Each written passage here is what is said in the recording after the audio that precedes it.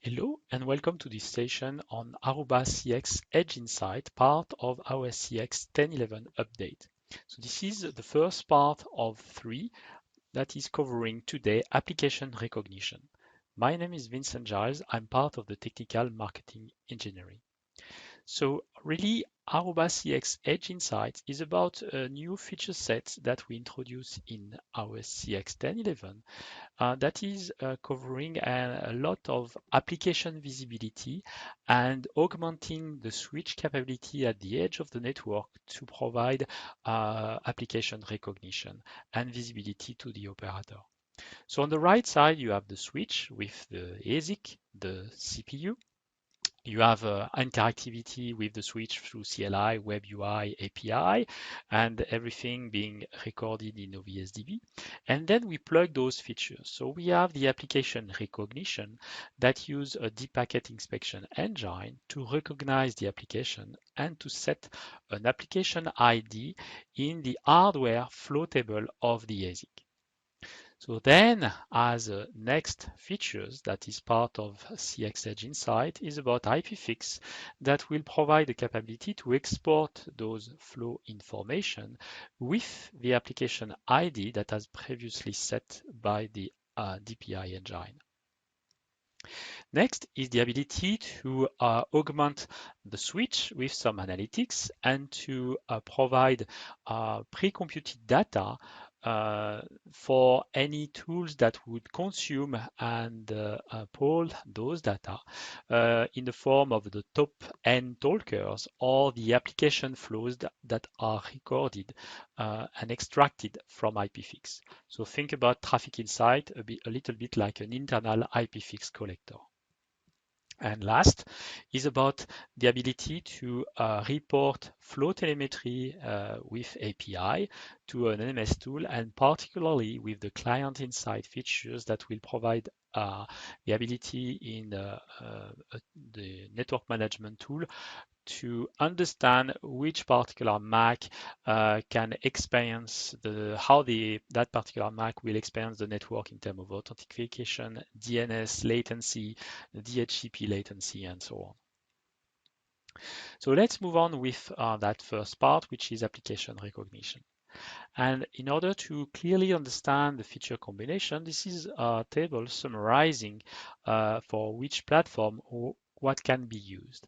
So typically what we would like to provide as a recommendation is to combine application recognition with IPFix and Traffic Insight to get the best experience from that analytics capability on the switch and be able to report the application that is used by the client. Obviously, you do not necessarily need to enable Traffic Insight and have that analytics being performed by an external IPFix collector. So typically that would be through SolarWind. Using application recognition only does not provide much than troubleshooting. So because in order to consume the knowledge of the flow and the application that is associated to that flow, we need a framework, and the framework for that is IPFix. We can use IPFix only without application recognition, meaning that the IPFix collector will use the well-known TCP UDP port to identify the application. However, web-based application, for instance, will be classified as web and not diving into what the web application is about, which application recognition is all about. And then you can obviously use Traffic Insight and IPFix at the same time. And then Traffic Insight alone does not provide much because we need IPFix. And similarly, having application recognition without IPFix does not provide the information because we have no framework to collect the flow information. So IPFix is required on that aspect. So this is the supported platform as well as a summary. So really the recommendation is to use the combination of application recognition, IPFix, and traffic insight. So we have 3 sessions delivering details on those 3, and we start today with application recognition. So let's see the agenda. We'll go through an overview, the use cases that are important to understand, the details, configuration, best practices, a little bit of troubleshooting, and we'll end by a demo. So let's get to the overview. You have some acronyms before. So obviously we will use IPFix. So we need to understand where IPFix come from. So it come from NetFlow initially. NetFlow is also named NetStream in other product. SFlow is sampling, so nothing to do with IPFix. We'll cover the difference in the part 2 for IPFix. NTA is the SolarWinds NetFlow Traffic Analyzer. TI is the acronym for Traffic Insight, which is the analytics that is embedded on the switch. DPI means Deep Packet Inspection, and ARC, you'll see it's application recognition and control. Stay tuned for the control part. And then we have the daemon about this process running locally on the CPU of the line card. So let's dive now with what application recognition provide to the network administrator. So this is an extract where IPFix only is used, and this is an extract on SolarWinds where you can see all those applications that are reported. And you see typically here I've got a lot of traffic under the bucket that is called HTTP. And there is not much details about what kind of web-based application that HTTP traffic is about. Whereas if I enable application recognition, then you have much more visibility on what applications are running on your network, what web-based applications are running. Like for instance, search, like YouTube, like Windows updates, all kind of applications that are typically HTTP or HTTPS based are now visible. So this is the key aspect of the feature for application visibility.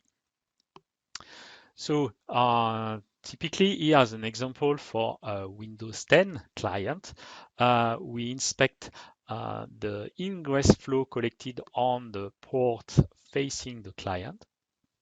And as well IPFix collecting the return traffic on the uplink of the switch. And you'll see here when you on SolarWinds you click on N-bar 2, you will see all those details. HTTPS based application. Another example, for instance, where I can see LinkedIn, Bing, Twitter, Google Play, Google Ads, and so on. And obviously with the traffic volume that is recorded. So what are the key aspects of that feature provided in AOS-CX 10.11.1000? So this is the first phase for that CX Edge Insight framework. So application recognition to provide visibility of application. We use for that a deep packet inspection engine that is working at layer 7 to recognize the application. Obviously, as layer 4 based identification is not possible for any HTTP based application. So DPI engine will use informations like certificate, server name identification, signature patterns, and so on. The classification and the visibility features will allow some administrative and some IT operation to report per flow the application name, or let's say application ID, with an application category defined by our DPI engine. That information will be embedded in the export data for IPFix that would be consumed by the external collector or Traffic Insight if we use Traffic Insight. So that then Traffic Insight can export that to a tool, an external tool like Central. And we'll see later on the ability to deploy some policy as well. The feature that is right now as of 10.11 is not available on lag and is available on the port that is facing the wired client. So this is important to understand that. We can enable the feature on the port or enable the feature as well on the role that is associated to the port when the client authenticates. The application ID is associated to a 5-tuple flows that is seen on ingress or egress for the configured port. So we'll have a bidirectional inspection that is being performed on the client port. And we'll set this application ID according to the list of protocols that are supported by the DPI engine. This is valid for IPv4 and IPv6 and unicast traffic only for UDP and TCP-based applications. More than 3,700 applications are supported, and we'll have the details of that. And IPFix is, I would say, required although it's not mandated for the feature to work, but is required really to be able to report the application information provided by DPI to an external collector or an external application. So the framework to export that information is IPFix. We support the VSF stacking technology in combination with application recognition and chassis as well. What are the use cases? So typically in a legacy mode, any, I would say, DPI capability is centralized on an external firewall or an external router so that any flow that are north-south are inspected by those perimeter devices. So there is no application visibility at the access layer and no application-based control inside that network. With that new capability, we can have a distributed model where the packet inspection capability is distributed on all the access switches so that we have really the intelligence to have a visibility for any application east-west from across the access switches. And that is a foundation later on for any control of the traffic based on application recognition. So the campus use case for application visibility is the following. So this is again per port or per user role, and this is focused on the access port only. So typically on the left side we have a campus with access here, and I will talk about how the feature is enabled on which particular port. So this is first of all client wire port only. We do not enable application recognition on uplinks. So here, let's say access to switches, we don't enable application on uplinks here. It's enabled really on the client-facing port. So the port connected to a cascaded switch, so let's say for instance on the aggregation switch, we don't enable application recognition here as well. The port connecting an access point is either not subject to application recognition. For that, instead, we will use the DPI feature on APs or on the mobility gateway instead. We can enable the application recognition on port, so as we do here on the access one, on that particular port, I enable application recognition, or we can enable it on the role. So typically here in the role like print or employee or IoT, I will enable application recognition. So if I enable application recognition on the port, any traffic flow is inspected. If I enable that on role with a client connected to the switch port, if the application recognition is enabled on that client assigned role, the traffic is inspected once the role is assigned to the client. So once we've got the authentication successful. If the application recognition is not enabled on the client role, then there is no inspection, no traffic getting inspected. Now let's take a consideration about a particular case where you cascade a PC behind an IP phone.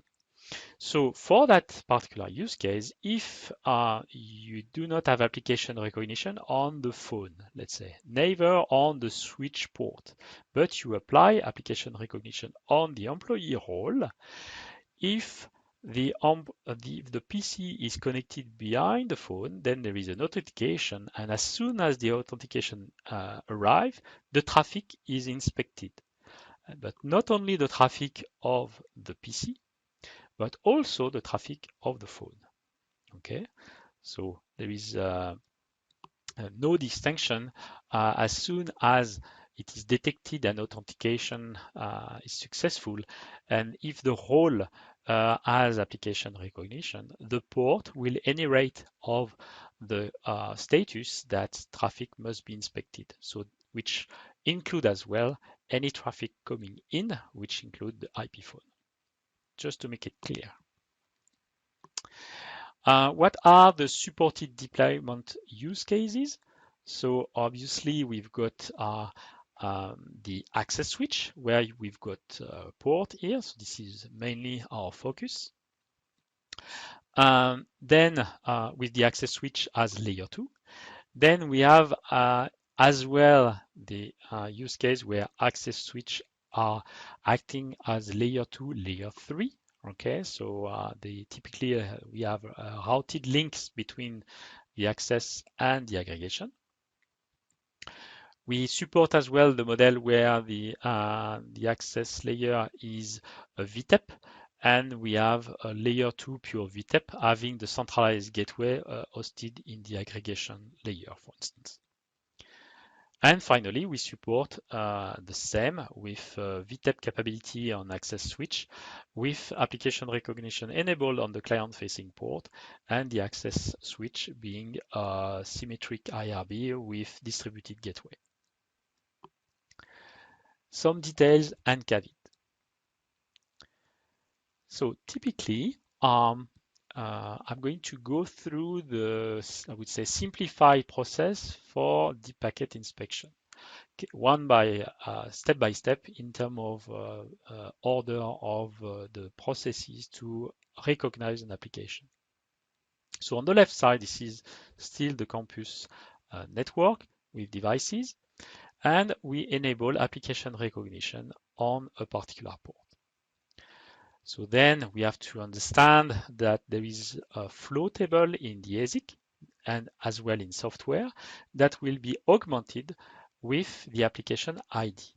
For that, we need a CPU and to manage the flow as well as to redirect the flow to the deep packet inspection engine that is running of one CPU core.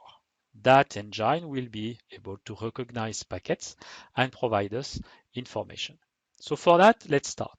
We have traffic initiated. So I'm skipping the DNS resolution for the simplification of the explanation.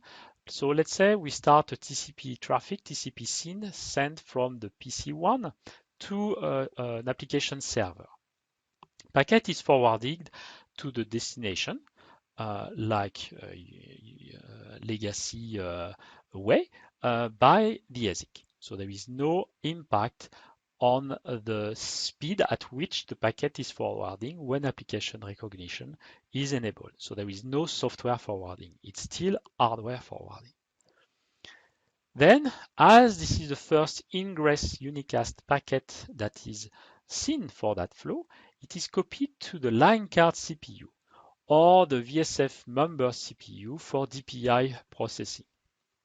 So this is the file that is copied to the CPU is due to the lookup that is performed in the ASIC.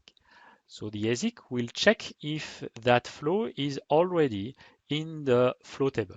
If this is not in the flow table because this is the first packet, it will be pushed to the CPU with the reason for that. And as this is for application recognition, the copy reason to CPU is application recognition, then there will be further step in the CPU to push that to the DPI. So please note that the DPI engine will need to inspect the first 7 packets, both on ingress and on egress direction, to get all the HTTP headers and unchecks, TLS unchecks that are performed between the client and the server. So once we get that packet that is pushed to the CPU, in parallel of the hardware forwarding, we have a new 5-tuple flow entry that is created in the flow table. And we'll create that flow entry with an empty application ID value because at this time, application is not recognized. Then the packet is the copy of the packet is pushed to the DPI engine. That's an agent running in one core of the line card CPU on the chassis, or the VSF member CPU for a member of a VSF stack, or main CPU if this is a standalone 6300, for instance. In parallel, there is the answer from the server, the TCP SYN ACK, that is returned to the client. And at this stage, it's still hardware forwarding. So it means that there is no impact again on the speed of the connection between the client and the server. So that return packet gets it to the switch and delivered to the client. As this is the return traffic, and as again at this stage, this is the first egress packet to the client that is for that given flow. There is one flow for ingress and one flow for return packet, which is egressing from the switch to the client. Then there is a flow miss for that given flow, that return flow, and then the packet will be also entered, create an entry in the flow table, and that SYN ACK packet will be pushed as a copy to the DPI engine for analysis. And we'll do the same for the subsequent 6 return packets as well. Then you have TCP ACK from the client. This packet is forwarded to DPI as well. And as it was for, again, we need that for the first 7 ingress packets and egress packets for the port that are enabled for application recognition. The DPI engine finally recognized the application and will say, well, this is this given application ID, and we'll provide that information in the software stack in order for the table to be accordingly set with application ID as well in the ASIC. And later on, we'll see that IPFix will consume that information in its own flow table. So as you understand, there is IPFix TCAM that is used to match on the flow as well in order to update the counters to count the volume and provide flow statistic. So I insist on the fact that IPFix is not a required technology to have application recognition working on the switch. However, if we want to report those flow statistics to the network admin, we need a framework for that. We need the capability to export those information, and that capability is IPFix. So that's why IPFix must be configured as well in order to extract those data. So what are also we saw how the flows are created in software, how they are as well created in the ASIC. how they will be reported by IPFix. Now how a flow is terminated and removed from the flow table, and what are the potential causes for that. So for instance, all IP flows of a given client are removed if there is undocking of the client from the network. So I simply disconnect the PC from the network on the port that is configured, so the flow will be immediately removed. For a role configured, so when I set the application recognition on the role, if the switch for the client that is attached to the switch directly, when the port is going down, it will remove the flow.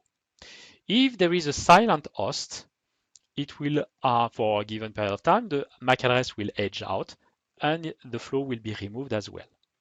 If there is a re-authentication with a fallback, for instance, because let's say there is a failure on that re-authentication, and a fallback on a role that is not enabled for application recognition, then the flow is removed as well, because there is that it does not fall into the under the application recognition category. For a change of authorization as well, there is on a role that is not enabled for application recognition, flow will be removed. Now, for a client that is behind an IP phone, a silent host will trigger the flow removal. A re-authentication with fallback to not enabled role for DPI is also a cause of removing the flow from the IP flow table, and the same for COA. For any specific flow of a given client, let's say, for instance, a flow for YouTube, the TCP fin or TCP reset that is coming from the server will be detected. So there is for that an entry in the ASIC, in the hash table on the ASIC to match on. And so this is the sequence here where that TCP fin come from the server, is detected by the ASIC, and there is a match, and then that event is pushed to the CPU in order to perform the flow removal. The same is a timeout. So there is a timeout that is processed in batch between 10 to 20 minutes. So we can say in average that's 15 minutes timeout on TCP. And for UDP, if there is no traffic, UDP traffic for 1 minute, the flow is removed. Now let's get into I would say more details about the packet pipeline for that, for understanding how this is done in hardware. So this is, I would say, a very simplified view of the ASIC. Inside the ASIC, we've got some blocks. So let's say the ports, okay, the MAC, and then we have an ingress forwarding pipeline.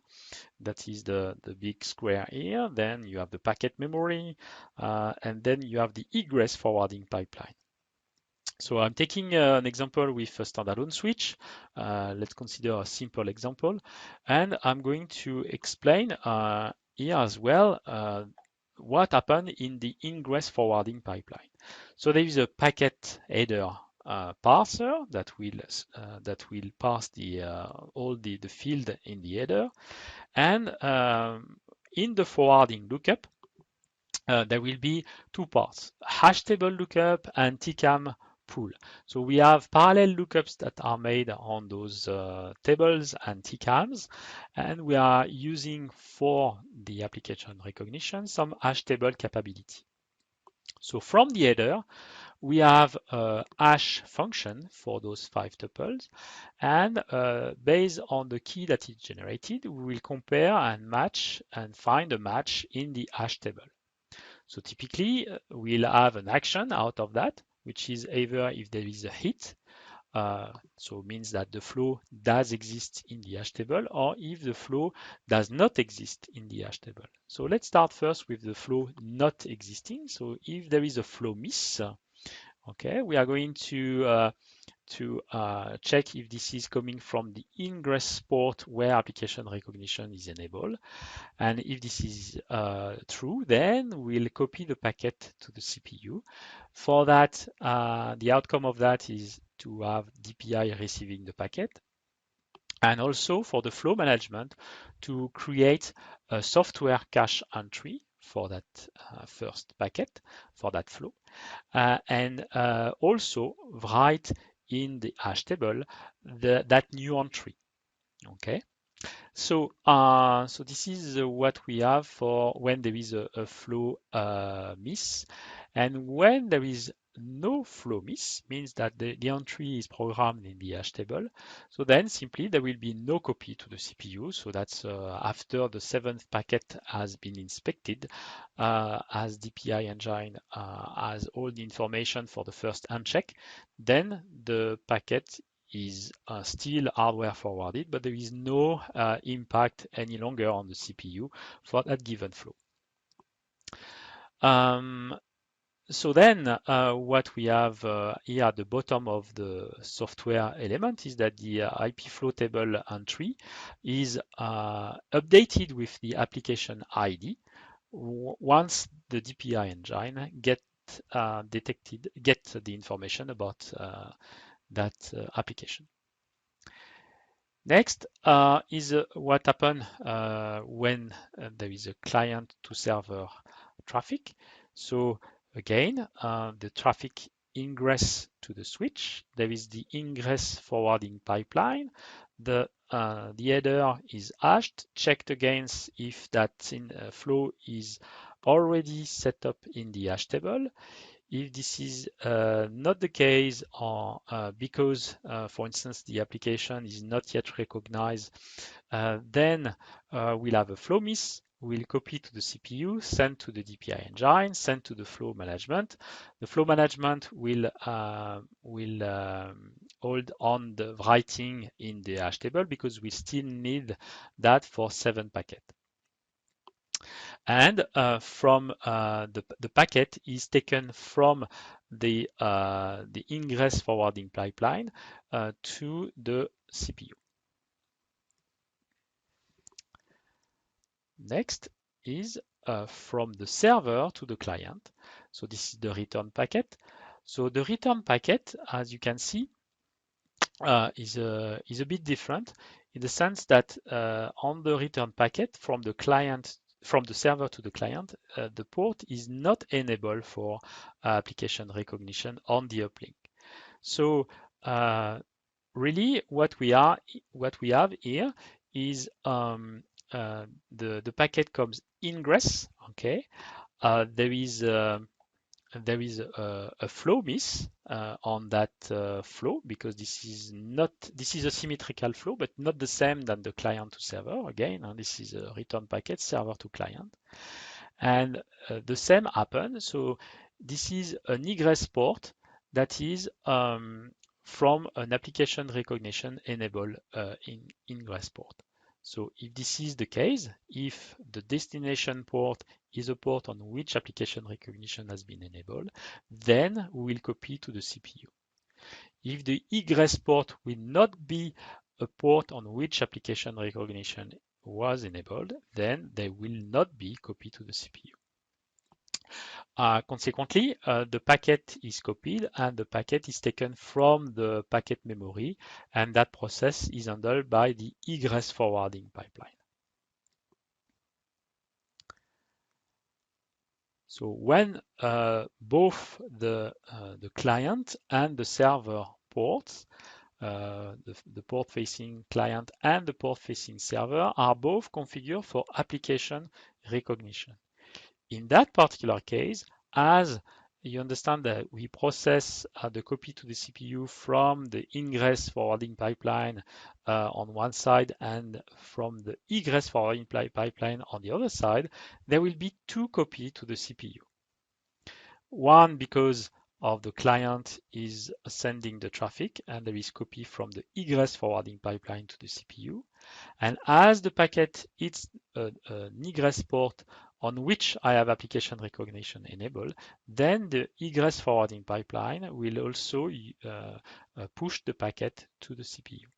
So there is duplicate packet handling, which is perfectly handled by the software, and that does not cause any particular issue on the DPI engine as we push only one packet. But there is, to be very clear, there is 2 packet copy in that case. Software architecture overview. So what happened on the line card and what happened on the management module. So on the line card, you have a DPI engine that is local to the line card or to the VSF member. And then we have an agent on the line card that is handling the flow management. We have an IP flow hash table, local on the ASIC, and we have the port. So a little bit more, we have a virtual interface for, let's say, copying the traffic that is received on the port, and that copy is sent both on the DPI engine and on the flow management. See, there will be some timers. Okay, so I talked about the timers before, what happened when the MAC is edging and so on and so on. So inside this agent, we have a hash table driver in order to program the flow in the hardware hash table. And we have as well handling and passing messages to the IPFix daemon as well. Same happen on other line cards or other VSF member. And then we have the management module who receive a copy of the flow. So for that is a typical example. If you have a client that is moving from one, let's say a client that roam from one line card to another line card, if there is a line card that is rebooted as well, so the main management module will maintain that backup cache for all the flows if there is a line card agent that needs to be restored with fresh information after a reboot of the line card, for instance. Please note that the flows are subject to very short life and can change very quickly in large volume. Typically, a web page with ads can be between 50 or hundreds per web page that you load. Those flows will be seen. Right, so this is quite important to notice that very short life flows can happen on the network, and consequently there are some tunings made internally in order to handle those short life flows. Let's get a little bit into what is the granularity of applications. What can we recognize? All of that is available on the switch, so you can do a show application recognition. We have a show application recognition app categories as well, so you can see here all the categories. On the slides, you've got as well information how to retrieve that through the REST API. For instance, you've got a JSON file where you've got all the applications. So there is almost 4,000 applications that are listed. So typically, exactly 3,719 recognized applications. And I start to list some of them here just as examples. So again, per category. So what you can do, for instance, is show application app include unified communications. So you'll see all the applications that are about unified communication. So for instance, Teams, you can see here being recognized. The same for gaming, for instance, just as example. Another way is to specify what are your application you are looking for. So for instance, YouTube, you see that the name is YouTube and you have the application ID. So that application ID is used in troubleshooting. You will see that. But you will see in IPFix, IPFix is able to export as well with some optional export data, the name, the category, and the description. So typically, that's what I was saying, show application recognition application for SSH, for instance. SSH is is receive an application ID being 198. If you look at Wireshark for IPFix data of that given flow here, so that's a flow between that client and that server in terms of IP. You see destination port 22. So I mean, it's a well-known port for SSH. We don't need DPI engine to recognize that this is SSH. However, it could be a different port. If we customize the destination port, application recognition will recognize this is SSH, but the destination port will be different according to your customization. So here, something that is important is that we are able to see at the end of the flow here a selector ID. So you can see selector ID. This is our application ID. This is in hexadecimal. So this is C6, which corresponds to decimal 198, which is, guess what, the application ID set by the DPI engine. More information are coming out of optional data that are exported from IPFix, and you can see that it's a flow sequence, the one right after the IPFix data export, that is containing the details with the application ID, the application name SSH, category, and description. So all of that is explained in the yana.org assignment classification engine IDs that we are under IPFix. In terms of platform supporting the feature, the scale, and the performance, this is the summary table. So this is available on the 6300 and the 6400 V2 line card. So this application recognition for the first release is delivered on those two platforms. The maximum flows correspond to the maximum size of the hash table. So this is silicon, so these are some size that needs to be exposed. So this is 24K here for the 6300 and 60K for the 6400. So that's per unidirectional flow. So if you can count on client-server connections, so it means that you need one flow for the traffic going to the server and a return flow for the answer of the server. So you need to divide that by 2 in order to understand the IP pair for the connections. The control plane policy, so we have a control plane policy to protect the CPU, the line card CPU, against the volume of flows that must be inspected. So we've got 3,500 packets per second that are allowed to be copied to the CPU for DPI engine. So that is what we want to achieve, is an ability to open 500 new connections per second on the line card. So per line card, we have the ability to sustain 500 new connections per second for the DPI engine to recognize the traffic. So, this is pretty much what we'd like to make sure to have, and to have that performance, sustainable performance on the access switch for wired client connected to the network. On the COP, the main CPU is protected, but as you can see, DPI is local to the line card CPU. So that would be the main CPU of the standalone 6300, for instance.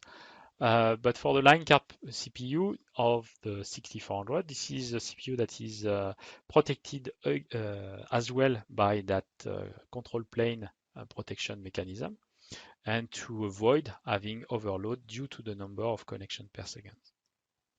That at first release of that feature, this COP value is not configurable on the CLI, unlike other class of COP.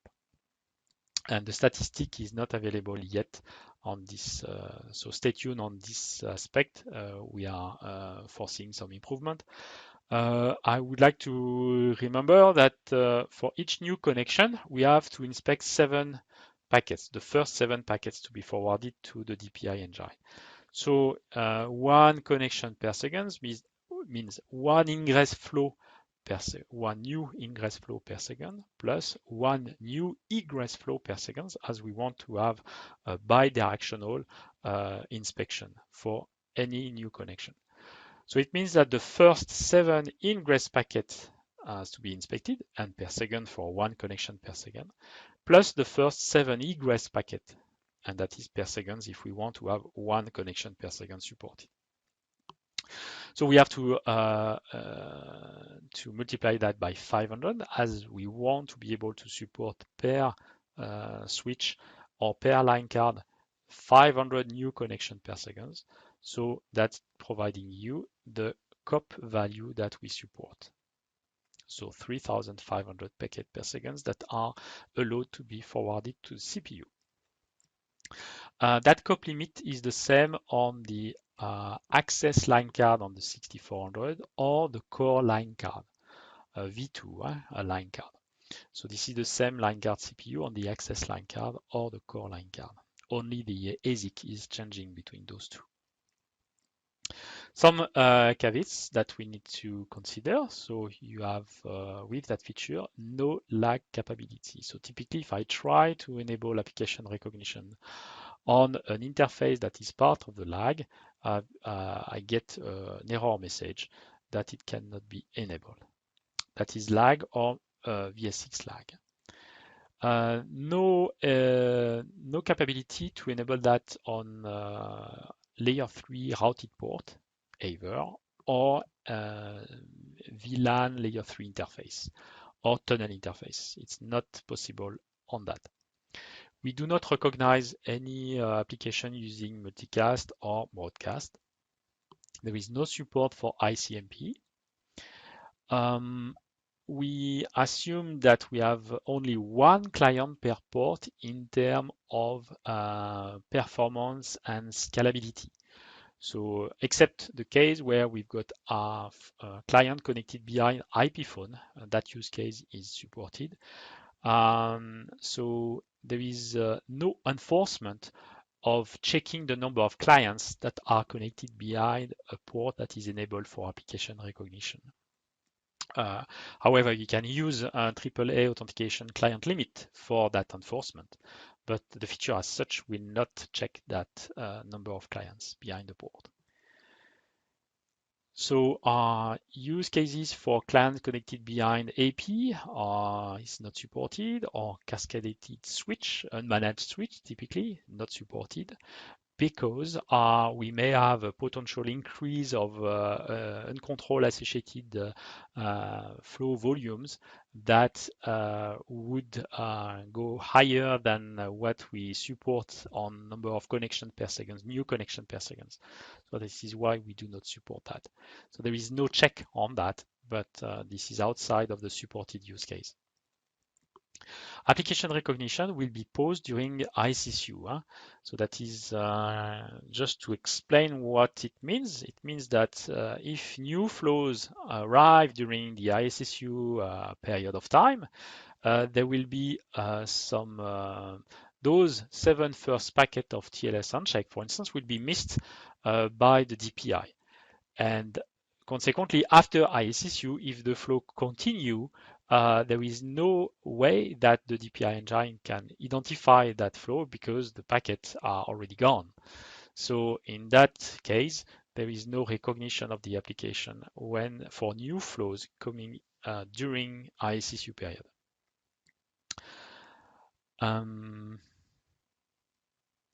So no support of mixed or V1 and V2 line card, and profile has to be the V2 default on the 6400. The V1 line card are not supported because it has only 2 core CPU on that line card. And the DPI agent run on one line card and can take up to 60% of the CPU for the core, one core. So there is no reconnection for traffic that is with the destination being the switch itself. So like SSH, Telnet, API, OS, and MP. So the DPI engine will not take into consideration that traffic. And there is no support for flow between different VRF. So for instance, for inter-VRF route leaking scenarios where there is a common DHCP server in the default VRF, that use case is not supported yet. No SNMP support, so in terms of events, and no event either if we reach the limit of the flow table. So that's an enhancement that is already planned. So now let's understand how the CPU is loaded with the number of new ingress and egress flow per second. So that is quite aligned with what I explained in terms of load on each card. So this is examples here where we have application recognition enabled, let's say on every line cards, every VSF member. And here on the right side, this is the 6410, where I've got one line card that is uplink only, so it's a core line card, and every other line cards are access line cards connecting clients. So I've got a client connected to one of that line card, having traffic client to server and server to client back traffic going to that 6410. So what we can absorb is 500 new flow per second, a new connection per second from the client to the server and from the server to the client. And this is because on the uplinks, we do not have application recognition enabled. Remember the pipeline that we have. This is the copy to the CPU is performed on the line card where the port is enabled for application recognition, and not on the line card where there is no port enabled for application recognition. So the core line card is not impacted at all. So this is why we are able to sustain those that volume of flow for each line card. So here, typically, I've got 4,500 new connections per second as a return traffic, and this is distributed among those 9 line cards.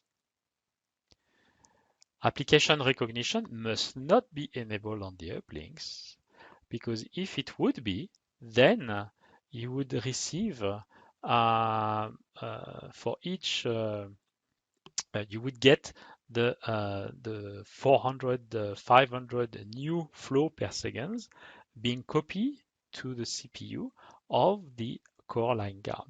So this is something that the CPU would not sustain. So this is that would generate very high load on the local CPU. COP will protect the CPU, but will miss the information on the DPI engine. So this use case again is not supported. Something quite important is the flow sequence, just to make sure this is a recap of what we seen before. So first, the packet enter into the ASIC at T0. Second, T1 hash table flow miss because there is no hardware entry for that flow. What happened then is that at T2, there is a new flow notification that is sent to the line card CPU. A while after, which is T3, then the application recognition agent creates an entry in the flow cache table for the DPI for the flow cache table, and the DPI receives the first packet for inspection. So on T4, there is the first return packet entering the ASIC. So this is the server to client. Then at T5, there is a flow miss. So similarly to T1, where it was the client to server, at T5, this is the server to client flow miss. At T6, the new return flow the new flow notification for the return traffic is sent to the line card CPU. Similarly, at T7, there is a flow cache in software, there is a flow cache entry that is created, and the DPI receive the first return packet for inspection. And you'll do that for the 6 more ingress packets and the 5 more egress packet that we have. At the T8, so the 7th return packet enter the ASIC, there is still a flow miss because, again, in the ASIC, there is no entry for the flow. Okay, the entries that were previously created was for the cache that is in software, not in hardware. So that is at T9. T10, that again, new notification to the line card CPU. DPI engine get the last return packet. So this is the 7th last return packet. And then it can provide the application ID. At T12, the ARC update the flow entries, so the ingress and egress flows entries in the flow cache with the application ID. It will change the state of that flow. It will queue this flow information to be distributed on to the other line cards, and will update the IPFix agent with this entry. At T13, the SDK for so the I would say the hash table driver is informed that it is now time to create the entry in hardware, so that there is no flow miss any longer for that given flow, and that time can be around 300 milliseconds or more. And we have that hash table entries that is created after a while. So that is fast. So it's very fast between the execution for the driver to create the entry is very fast. So just to understand that between T0 and T14, so every packet for the bidirectional flows that are subject to be inspected, so ingress and egress, is copied to the line card CPU. And for that, there is a control plane policy that is protecting with a maximum of 3,500 packets per second. After T14, there is no line card CPU load for that given flow that I was taking as an example. So between the first packet and the hash table entry is programmed, all the incoming packets for that given flow are copied to the line card. And once the hash table entry is programmed, there is no packet copied any longer to the line card CPU. So that is summarized here. So the impact on the CPU before the hash table is programmed is will really depend on the bursty nature of the traffic, and typically, as I was mentioning before, the short-lived flows that might impact that. So during the testing phase and high qualification, there is no major issue that has been seen like CPU spikes or memory leaks. Anyway, we are protected by COP policy, or any crash or functionality issues for this, even with bursty traffic. Let's dive into the configuration. So for the configuration, we first need to free up a little bit of resources in the hash table to maximize the size for the IP flow table in hardware. For that, as a prerequisite, we have to unset the capability to extend the IP source lockdown resource. So here's a reminder of what is IP source lockdown feature about. This is to prevent an IP, IP source address to be spoofed or per port. So we have a dynamic IP source lockdown enabled. So it means that traffic received on the port are subject to be dropped if the IP address is VLAN, MAC, if the IP address and the MAC inside that particular VLAN and for that particular port does not match the binding that has been seen before, either due to a DHCP snooping or statical binding that was configured. So if this is really to avoid IP spoofing. That IP source lockdown resource extended feature can enable to dynamically extend the hash table size or reduce that size according to the feature being used on all those ports. So there is a pool of resource that is consumed, and what we say with this feature of no IP source lockdown is we disable that capability to extend the basic pool to extra entry. So typically on the 6300, by default, you have 8K of IP source lockdown entries that can be programmed in hardware. By disabling this capability, that supported value is reduced to 4K. The features still remain, but with less scalability. So when you tune that, the existing entries, the source binding entries that were created before, are flushed from hardware. So if you do that on the live network, you may experience some glitch on the traffic. So pay attention. It's useful to understand that it may generate some disruption when you set that command. Very short description.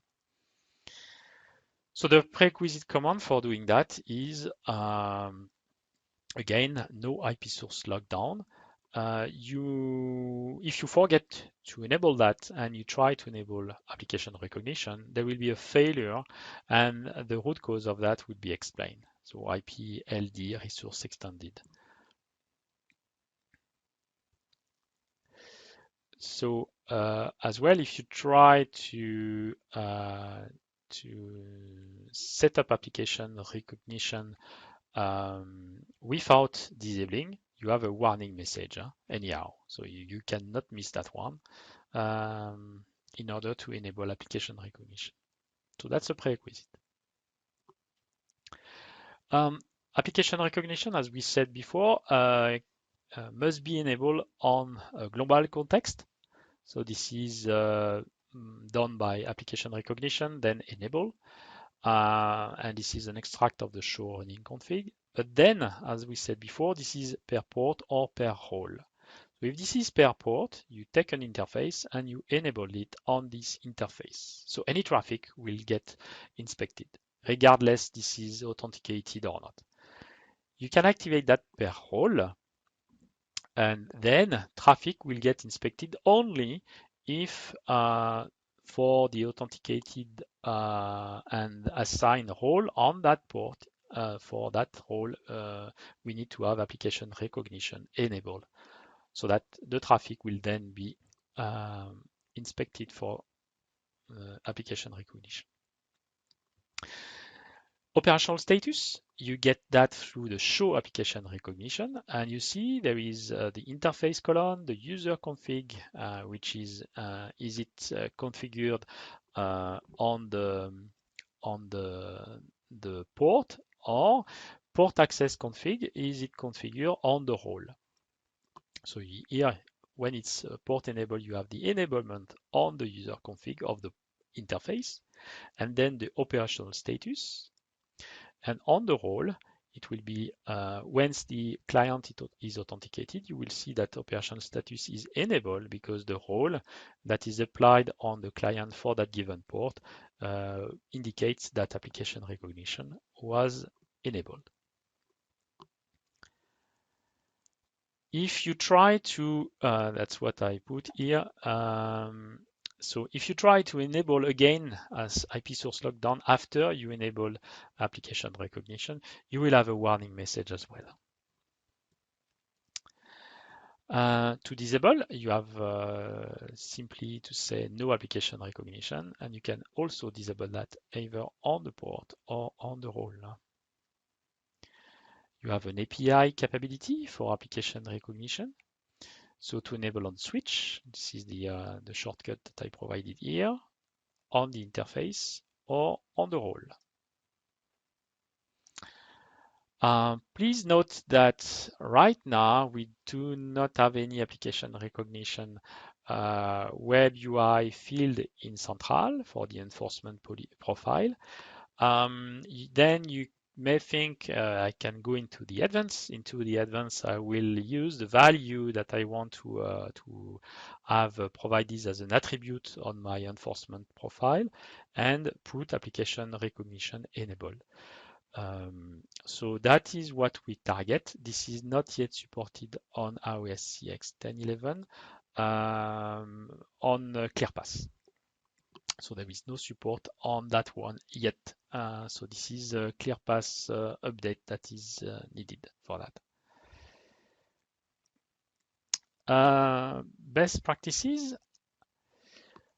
on campus mainly, on data center not applicable, because simply on data center we do not support lag. So everything on data center is mostly dual connected. So and the use case is really web-based application triggered by clients. So this is client wired only, not on uplinks as we discussed. It has to be used in combination with IPFix. So there is an IPFix TCAM size that is in perspective as well. So this is aligned to the hash table that is used on application recognition. So I remind here, this is a max 10K IP per session. So that's a 10K bidirectional flows. On the access line card, this is the same for 6400 V2 and for the V2 core line cards. If, for instance, you've got core line cards with 25 gig clients, imagine, then it would be 30K bidirectional flows. Application recognition configuration is per port for configuration simplification, I would say. If you really like to optimize and say, I do not want to get any traffic that I do not want to be inspected, then you will use the whole configuration. And for access points, we prefer to recommend having the application app RF functionality being used on the gateway. So to troubleshoot, one nice command is show application recognition to really understand if the operational status is enabled or disabled on that given interface. This is very much the first thing to do. Next is you can track events from the daemon arcd. So typically you will see if the feature is enabled or not. Pay attention, there is no events for the DPI engine being logged in the event because that one is running on the line card CPU. A very, very useful command is a diag dump for advanced troubleshooting, diag dump arc basic that will display the global flow cache. In the flow cache, you will retrieve a lot of information. So typically the flow count that has been seen. Okay, and I can see here that I've got 2 flows per active client server connectivity. So I will see that. So first here is, let's say this is my client .10 and the web proxy .217. From that information, that flow table, I will retrieve the application ID. So application ID 240 correspond to YouTube. And then I've got the return traffic from the web proxy to the client with the same application ID that was recognized from the DPI engine. And you will see here that the source port and destination port are mirrored, obviously, because this is the mirrored flow. You have the same, so that's a module here. That's a module that is that have some interfaces enabled for DPI.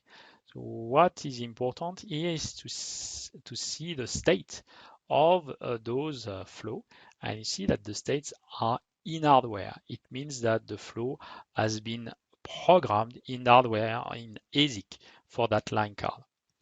And then important as well is the flow miscount. It means that here, remember, we have the need for 7 packets to be copy to the CPU, and then after the 7th packet, return packet has been seen by the DPI, we can then program. And then here you have in that table the number of hit count that has been seen for that packet. So how many packet has been copied to the CPU for that given flow. And you can see here it's higher than 7. It's simply due to the fact that it takes a bit of time to program the hash table, the hardware, for that given flow. So you can see typically it's packet number 8 and 9 are also copied to the CPU because between packet 7 and packet 9, it takes a bit of time for the hash table to be programmed. For a module that do not have any port with an interface, the port enabled for application recognition, that typically the uplink module, you'll see that those flows are still known. However, they are in the remote cache. They are not local to that line card. They are exposed. They are known. However, they are not required to be programmed in the ASIC simply because there is no local DPI action that needs to be taken on that flow for the line card with the uplinks. Then you can do a debug arc and have the application recognition events that are popping up in the debug. And I will go through a demonstration now. So we have a client that is connected to a 6410 V2 switch. There is an access line card for that client where application recognition is enabled. And then we have a core line card with connectivity to the upstream network where we have a web proxy. So we'll see how that client connects and access applications that we have on the internet, for instance. So I'm going to connect to the switch. So this is our switch. So this is immediately we can have a look at the show application recognition. So you'll see in that command that it's enabled globally. We can see that on that particular interface, it is enabled on the whole, right? So I configure that on the whole, and this is on the whole, we have application recognition enabled, and this is operational status enabled. So I can quickly go to the interface where it is configured. So you can see that no specific item on the interface as this is configured on the whole. Please note that I have IPFix also configured on that interface so that in session 2 of the Aruba CX Edge Inside, I'll be able to provide information about how to actually report into SolarWinds. For instance, here, this is SolarWinds, how to report through NBAR to the reported applications that are used from that client. But for the time being, let's dive into more commands in order to see the recognition in action. So for that, we have a diag capability, and diag dump arc basic. And here I'm able to see the flow. So this is the global flow cache information for that particular client and that particular web proxy where I have the HTTP traffic. And this is the list of applications. So there are some application ID, as I mentioned in the presentation. And typically here you see that 240 does not appear. So 240, why I take that one? Because this is YouTube. And I'm going to start a YouTube flow in order to check if that flow is well recognized. So for that, I can do a show application recognition application, and I can just put include YouTube. And as you can see, the streaming for YouTube is 240. So simply what I'm going to do, I'm going to log on the Windows client, which is there, and I'm going to open some YouTube session here. So I've got access to that one, and now if I can open, let's say, a video, and then moving back to yeah, you know what? I'm not going to say again because I never were. They're complicated. See, with Monster.com, making a Gantt chart is as simple as throwing a process across. now I can move to this and see now what's going on in terms of our new flows that are seen. And as you can see, 240 is there and is there as well. So that one, for instance, is between the client and the proxy, right? And that one is also between, so several flows has been started for YouTube and identified as such. And for instance, another one here, so you have plenty of flows for streaming that has been started.